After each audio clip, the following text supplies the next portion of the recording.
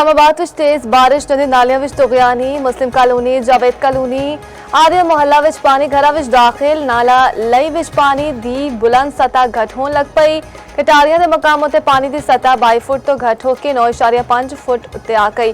कवाल मंडी विच पानी दी सतह घट होके 12.5 फुट उत्ते आ गई। इस तो पहले पानी दी सतह बुलंद होने उत्ते सायरन वजाए गए सन। शहरिया दी महफूज थावां उत्ते मुंतकली चौकरगढ़ दे नाला बई विच भी तुगयानी मेंगरी दे मकाम उत्ते शकस्ता पुली दे नेड़े गुजरगाह बंद शहरी कश्तियां भी सफर करन उत्ते मजबूर सकमाल ते कोठे दा चौकरगढ़ नाल राबता टुट गया।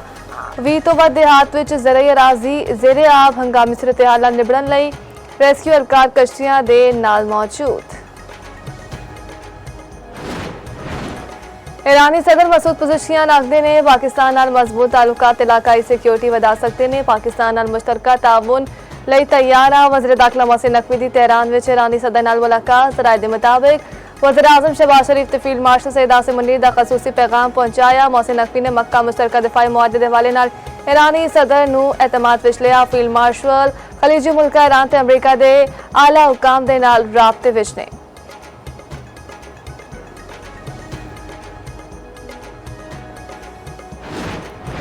तुर्किया विच नेटो इजलास तो रवाना होंदे वेले तैयारा तब्दील क्योंकि अमरीकी सदर डोनाल्ड ट्रंप ने 10 दिता मीडिया नाल गलबात करदे हुए आख्या परवाज दी तब्दीली दे दौरान सीक्रेट सर्विस दी हिदायत उत्ते अमल कर रहा सी। जिस तैयारे विच सफर कीता इस विच ज्यादा खतरा लाहक हो सकदा सी।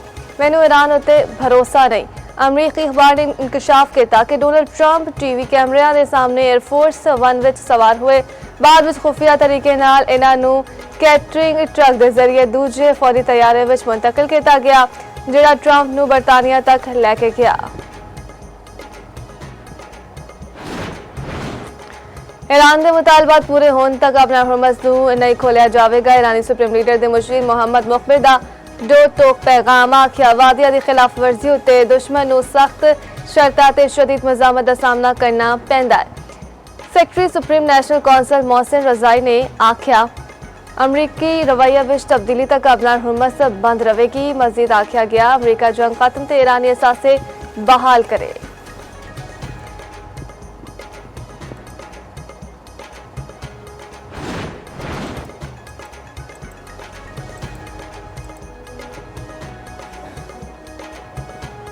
अमरीकी फौज ने नाकाबंदी तोड़न वाले कार्गो जहाज उत्ते हमला। सेंटकॉम हुकाम के मुताबिक खिलाफ वर्जी उत्ते पनामा दे जहाज नूं निशाना बनाया। जहाज ईरानी बंदरगाह तक जाने की कोशिश कर रहा सी। 55 तजारती जहाज़ों का रुख मोड़ दिता गया। नाकाबंदी की खिलाफ वर्जी उत्ते 3 जहाज गैर फाल किए गए। मीर रजा नूं पिछों गोली लगी जिसम तेजाब नाल साड़िया गया। कतल तो मुतालिक होर शवाहिद सामने आ गए। रिपोर्ट के मुताबिक मीर रजा के खून के नमूनियां विच बेहोशी दी दवा के असरात भी पाए गए। डीएनए वालदैन नाल मैच कर गया। सैंपल रिपोर्ट आ गई। नवी तहकीकाती टीम का मीर रजा दे अहलखाना ते वकील नाल जय वकूआ दा दौरा। लाश की निशानदेही करने वाले नर्सरी मुलाजिम तो पूछकुछ।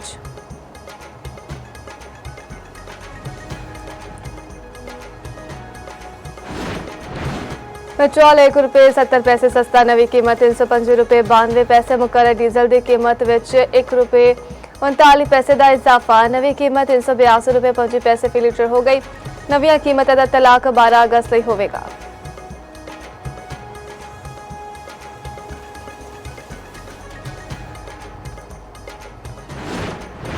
मुल्क भर विच गुड ट्रांसपोर्टर्स की हड़ताल। इस्लामाबाद विच वजीर मवासलात नाल मुज़ाकरात दा एक और दौर बेनतीजा खत्म। गुड ट्रांसपोर्टर्स का हड़ताल जारी रखने का ऐलान। मुज़ाकरात के एलामिया के मुताबिक गुड ट्रांसपोर्टर्स नाल गलबात विच तय पाने वाले फैसलियां नूं हतमी शक्ल दे दी गई।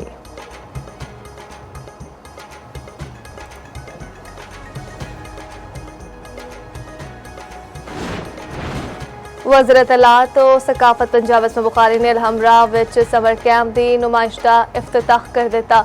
नौजवान फनकारा दे तैयार करदा फनपारिया की नुमाइश आर्टिस्ट ने वज़ीर आला पंजाब मरीम नवाज का खूबसूरत पोर्ट्रेट भी तैयार किया। इसमें बुखारी ने आख्या मरीम नवाज का पोर्ट्रेट नौजवान आर्टिस्टा की फनी महारत ते तकलीफी सलाहियत का आकाश है। मरीम नवाज शरीफ के पोर्ट्रेट ने नुमाइश विच खसूसी तवज्जो हासिल की।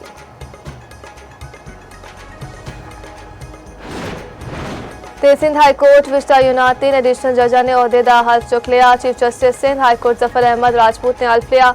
ਐਡੀਸ਼ਨਲ ਜੱਜਾਂ ਦੀ ਤਕਰੀਬ ਹਲਫ ਬਰਦਾਰੀ ਸਿੰਧ ਹਾਈ ਕੋਰਟ ਵਿੱਚ ਹੋਈ। ਜਸਟਿਸ ਮੁਹੰਮਦ ਹੁਮਾਯੂੰ ਖਾਨ, ਜਸਟਿਸ ਸੈਰਿਸ਼ ਕੁਮਾਰ ਤੇ ਜਸਟਿਸ ਸ਼ਾਹਨਵਾਜ਼ ਮੇਮਨ ਨੇ ਹਲਫ ਚੁੱਕਿਆ।